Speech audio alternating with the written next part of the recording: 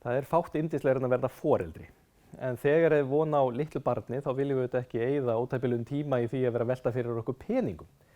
En það nú samt ekkert sérstaklega gaman að vera að koma með lítið barn í fangið og þurfa að hafa hnút í maganum og miklar fjárhagsáhyggjur. Þess vegna svo gott að vera búin að undirbúa sig almennilega og vita hvað við erum að fara út í fjárhagslega. Myndirðu ekki segja það, Bergþóra? Jú, mikið rétt. Og ég ekki hérna einungis að ég ólétt, ég líka í fræðsluteyminu og hefur verið mjög hjálplegt að vera að gangi gegnum þetta ferli, að sækja fæðingarorlofsgreiðslur og líka að búa til fræðsluefni fyrir þennan fræðslufund. Síðustu áramót þá breyttist lengd fæðingarorlofs og sjálfstæður réttur foreldra árið 2020 4 mánuðir hvort sig og 2 sameiginlegir. Þannig að ef barn fæðist 2020 þá eiga foreldrar samtals rétt á 10 mánuðum í fæðingarorlofi.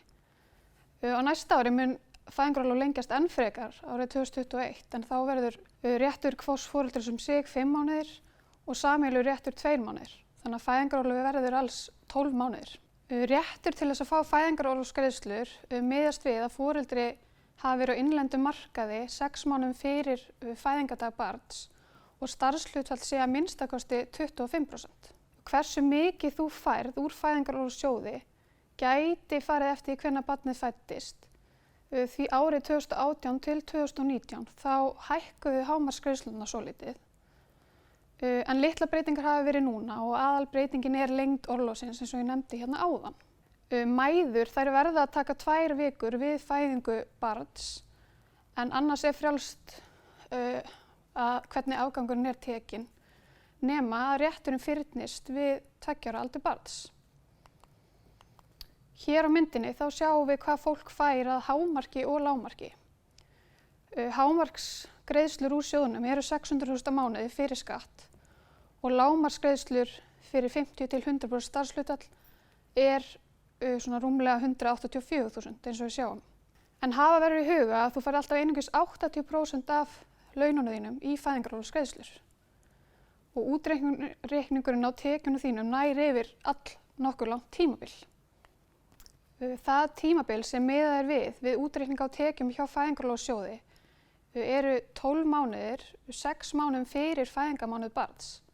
Og þetta getur verið svolítið flókið, þannig að við skulum skoða mynd af þessu.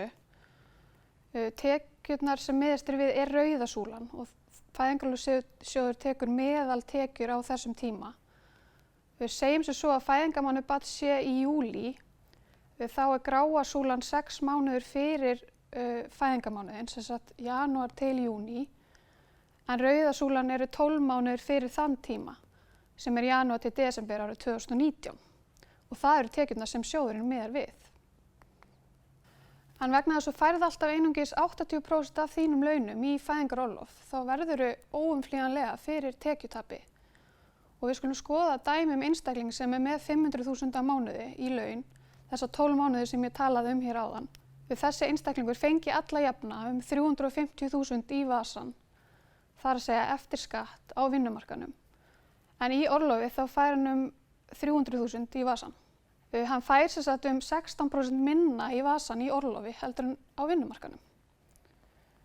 Forsendur fyrir þessu dæmi eru að einstaklingur sé á vinnumarkaði í 50 til 100% vinnu og svo gerum við ráð fyrir að þessi einstaklingur sé að greiða 4% í séreignarsparnað.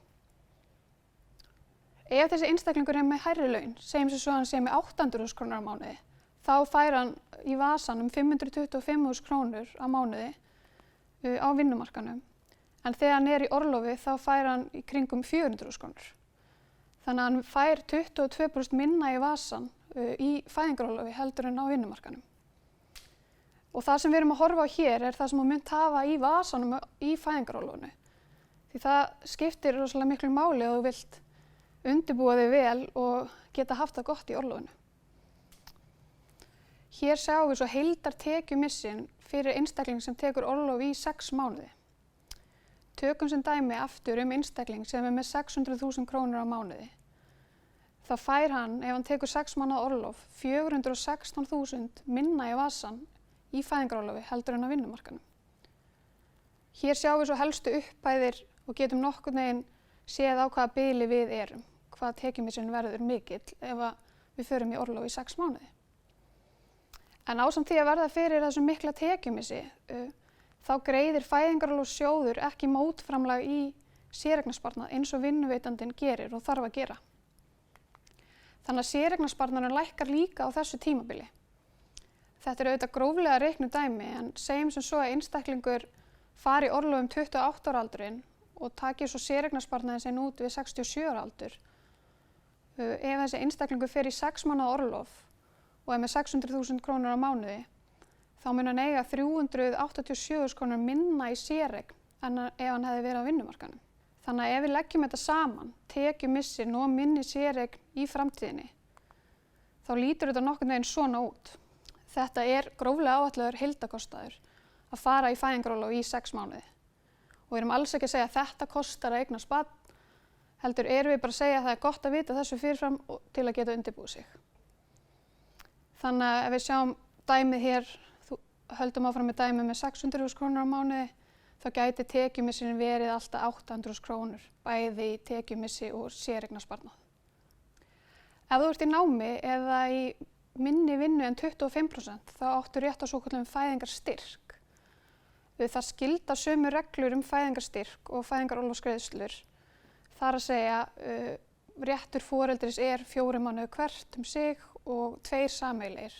Og svo lengist það næstu áramót 2021, eins og ég talaði hérna áðan. Munurinn er hins vegar að það er ekki greitt í lífeyrissjóð af fæðingarstyrk og ekki hægt að greiða í séreignarsparnað. Einnig er ekki hægt að skipta greiðslunum, heldur verður maður að taka orlofið samfellt. Hámarksgreiðslur fæðingarstyrks eru 184.000 á mánuði ef það barn er fætt á þessu ári. Ef þú hefur verið utan vinnumarkaðar eða í minni en 25% starfi, þá áttu einnig rétt á fæðingarstyrk, en hann er töluvert minni, eins og við sjáum á myndinni. Og ef barnið fættist til dæmis á þessu ári, þá er hann 80.000 á mánuði. Góðar reiknivélar eru á vef Fæðingarorlofssjóðs og hægt að reikna út bæði fæðingarstyrk eða fæðingarorlofsgreiðslur og séð hverju maður hefur rétt á. Þetta eru tölunar sem við sáum áðan, þannig að við höfum einhvers konar hugmynd hver tekjumissirinn verður. Það sem skiptir máli fyrst og fremst er að byrja að spara sem fyrst. Við segjum sem svo að við höfum nýbúin að komast að því að við erum ólétt og erum að fara að eignast barn eftir 7 mánuði og höfum 7 mánuði til að spara. Eða við séum búin að plana þetta í langan tíma og höfum 18 mánuði til að spara. Þá lítur þetta nokkurn veginn svona út. Þetta er fjárhæðin sem við myndum þurfa að leggja fyrir á mánuði til að spara fyrir þessum tekjumissi, fyrir 6 mánaða orlof. Tökum aftur dæmi einstakling með 600.000 á mánuði. Ef við höfum 18 mánuði til að spara fyrir því, þá þurfum við að leggja fyrir 28.000 krónur á mánuði. Ef við höfum 7 mánuði til að spara, þá þurfum við að leggja fyrir 73.000 krónur á mánuði. Ef þið lendið í algjörum vandræðum í fæðingarorlofi og náið alls ekki endum saman, þá er frysting afborgana úrræði sem er í boði hjá bönkunum allavega, ef þið eru með fasteignalán. Hjá Íslandsbanka er meðal annars hægt að skipta greiðslunum upp í alltaf 9 mánuði. Hafa verið í huga að þótt þetta kosti nánast ekkert í byrjun, að þá borgar maður upp afborganar seinna og það leggjast ofan á höfuðstól lánsins. Einnig ef þið búið í ykkar fyrstu íbúð og eru ekki að nýta úrræði stjórnvalda séreignarsparnaðinn, þá er hægt að nýta hann í að hjálpa til við afborgarnar meðal annars. Það er ekki ólíklegt að þið er rétt á fæðingarstyrk hjá ykkar stéttarfélagi, en það er mismunandi eftir stéttarfélögum og að gera kanna þann rétt. Einnig er mismunandi eftir kjarasamningum hvort þú vinnir inn orlof hjá vinnuveitanda á meðan þú ert í fæðingarorlofi. En það er mjög mikilvægt að kanna það og gæti verið hjálplegt að bæta sumarfríi við fæðingarorlofið og til dæmis að brúa bilið á milli orlofs og leikskóla. Hér sjáum við dæmi fæðingarstyrki hjá ýmsum stéttarfélögum sem við grófum upp á netinu og þetta er alls ekki tæmandi listi.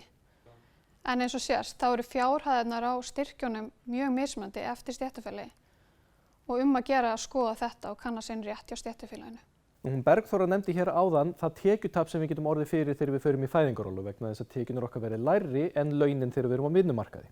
Að sama skapi þá fáum við ekki mótframlag í séreignarsparnað, en það sem við borgum í lífeyrissjóð auk þess bara lægri fjárhæð vegna þess að við fáum lægri tekjur. Þetta þýðir að sá sem fer í fæðingarorlof eða sú sem fer í fæðingarorlof að safna minni lífeyri á meðan á því stendur og auðvitað minni séreignarsparnað eins og Bergþór útskýrir fyrir okkur áðan. En hvað þá hægt að gera? Hvað ef við viljum ekki að sá aðili sem ákveður að vera kannski lengi í fæðingarorlofi eða heimavinnandi sé að taka á sig mikla fórn í formi lífeyris á sama tíma? Það hægt að laga stöðuna aðeins með því sem heitir skipting lífeyris. Skipting lífeyris virkar þannig að við eigum öll, ef við erum í sambúð, rétt á því að borga hluta af okkar lífeyri inn á lífeyrissjóð makans okkar. Þá það þannig, segjum sem svo að annar aðilinn sé að vinna og hinn sé heima með barnið í fæðingarorlofi, þá geta þau sammælst það að báðir aðilar séu að greiða helminginn af því sem annars færi alfarið inn í þeirra lífeyrissjóð, inn í lífeyrissjóð hins. Það þýðir að þau eru að safna sama lífeyrinum og ef þau vilja sömu séreigninni þrátt fyrir að annars sé með hærri tekjur en hinn. Og þetta eitthvað sem afskaplega gott að kynna sér. Það líka hægt seinna meir þegar fólk hefur gengið í hjónaband eða staðfesta sambúð, þá hægt að taka þann lífeyri sem safnað hefur verið að meðal á því hefur staðið og skipta honum, jafna það út með eiginlegri skiptingu eða framsali á lífeyri. Endilega kynnið ykkur þetta, það eru góðar upplýsingar þetta til dæmis inn á vefnum okkar. Förum þá aðeins yfir í barnabæturnar, vegna þess að nú erum við búin að vera að tala svolítið tekjutapi sem verður, en það eru þá allavega einhverjar tekjur sem koma á móti, ekki bara fæðingarorlofsgreiðslur, fæðingarstyrki og svo framvegis, heldur líka barnabótakerfið. Það sem mikilvægt að vita varðandi barnabæturnar að þær eru greiddar þangað sem barnið á lögheimili. Ef báðir foreldrar búa saman hjá barninu og með barninu, að þá skipta þau greiðslunum bara með sér, fá hvort sinn helminginn. En ef þau búa ekki saman, þá fer öll greiðslan til þess foreldris sem á sama lögheimili og barnið, þó svo þau fari með sameiginlega forsjá. Þannig að muni eftir þessum punkti sérstaklega. Nú, barnabæturnar líta sirka svona út eða líta svona út og þetta auðvitað eitthvað sem best fyrir ykkur að skoða sérstaklega, til dæmis í reiknivél eða reikna út miðað við ykkar aðstæður. Það ekki það sama greitt eftir því hvort að barnið á einstætt foreldri eða býr hjá einu foreldri eða hvort sambúðaraðilega hjón að ræða. Og við sjáum það kannski aðeins betur eða áttum okkur aðeins betur á því með því að sjá það hér á mynd. Og hér erum við með dæmi, þetta barn sem yngri en 7 ára og þetta fyrsta barn foreldrana. Og þá sjáum við á lárétta ásnum hverjar tekjur þeirra eru, þannig að ef þetta eru 2 foreldrar þá eru þetta samanlagðar tekjur þeirra. Og súlurnar sýna síðan hvaða greiðslur berast í formi barnabóta á hverju ári á móti hverju barni undir 7 ára aldri. Hvað með ættleiðingu? Ættleiðingar virka gagnvart kerfinu að talsvert miklu leyti svipað og fæðing barns. Munið það hins vegar að það verður gerð sérstök krafa að fjármál heimilisins sé í lagi og það verður sérstaklega kannað. Auk þess mun til dæmis rétturinn til töku lífeyris, fæðingarorlofsgreiðslan og svo framvegis miða við þann dag sem barnið kemur inn á heimilið. Þið getið átt von á eða rétt á ættleiðingarstyrk, til dæmis hjá ykkar stéttarfélagi sem getur verið og nú yfirleitt bara mjög svipaður fæðingarstyrk, þannig að kannið það. Ættleiðingarstyrkur hins vegar greiddur frá fæðingarorlofssjóði. Þetta þá ekki það sem kemur frá stéttarfélaginu, það væri þá aukalega. Og það getur fylgt í talsverður kostnaður að ættleiða barn og þessu ætlað að koma að einhverju leyti þar á móti. Þessi ættleiðingarstyrkur að hann frádrættar frá skatti, þannig að það gott að halda utan kostnaðinn, kvittanir og svo framvegis sem hlýst af undirbúningi. Varðandi glasa- og tæknifrjóvgun þátttaka ríkisins hins vegar tiltölulega lítil eða bara talsvert lítil. Hér sjáum við dæmi kostnað við tæknifrjóvgun. Þetta þarf ekki að vera raunverulegi kostnaðurinn eins og hann verður, það getur jafnvel bæst svolítið við hann. En þetta svona dæmi tæknifrjóvgun sem getur kostað 480.000. Þátttaka hins opinbera takmörkuð, þannig að eins og þið sjáið þarna við fyrstu frjóvgun þá væri hún einhver 5% af heildarkostnaðinum, í annað skiptið eitthvað 30%, en svo þið bara einu á báti eftir það. Og það getur auðvitað tekið nokkur skipti og ef þið eruð að fara í 3 skipti til dæmis, þá getur kostnaðurinn, eins og þið sjáið á myndinni, verið borinn að lang mestu leyti af ykkur. Og þetta umtalsverðir fjármunir og gott að vita þessu með góðum fyrirvara. Nú, þegar barnið komið í heiminn þá ekki seinna vænna að fara að leita dagforeldri og raunar margir sem fara nú bara að velta því fyrir sér með aðeins meiri fyrirvara meiri sem það. Það auðvitað kefst dagforeldra. Einn punktur varðandi dagforeldra, gjaldskráin frjáls. Þannig að við getum ekki sagt bara hér hreint út hvað kostar að vera hjá dagforeldri, en kannið það endilega og kannið sömuleiðis hvaða reglur gilda í ykkar sveitafélagi varðandi þátttöku sveitafélagsins í að greiða dagforeldri. Nú vegna þess að Reykjavík er fjölmennasta sveitafélagi þá ætlum við að taka það hér sem eitt dæmi og við erum þá að reikna með, bara tökum eins og ég segja handahófið sem dæmi, dagforeldri sem tekur 100.000 krónur á mánuði fyrir 8 stunda dag. Og fyrst sjáum við kostnaðinn miðað við það að foreldrarnir búi saman. Þá sjáum þið að þið borgið nú alveg slatta en sveitafélagi, í þessu tilviki Reykjavík, tekur nú samt þokkalega þátt í greiðslunni, en ef foreldrar eru einstæðir að þá eykst greiðsluþáttaka sveitafélagsins. Þetta er Reykjavík, það eru aðgengilegar upplýsingar um þetta hjá ykkar sveitafélagi og kannið það vel og vandlega. Sömuleiðis er ég hér að reikna með því að dagforeldrið taki 100.000 krónur fyrir 8 tíma dag, það gæti alveg vel verið meira.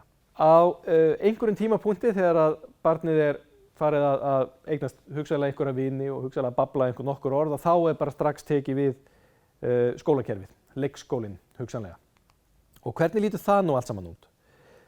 Leikskólinn alveg eins og verður dagforeldra eru auðvitað misjafn hvað varðar greiðslunar eftir sveitafélögum, en það er þó ekki alveg þannig að gjaldskráin sé alveg frjáls. En tökum dæmi gjaldskrá Reykjavíkurborgar. Hún lítur svona út og þá sjáum þið annars vegar hvað einstæðir foreldrar borga og hvað aðrir borga. Þið sjáum sömuleiðis að það eru ákveðin stökk sem verða þarna í hækkunin á gjaldskráni á 2 stöðum yfir daginn. Og það er bara þegar það þarf að bæta við máltíð fyrir krakkan. Í lokin þá tókum við saman kostnað hvað það gæti kostað að eignast sitt fyrsta barn. Það er mjög dýrt að eignast sitt fyrsta barn og ýmsir hluti sem maður þarf að eiga. Meðal annars bílstóll, vagn, rúm, föt og svo framvegis.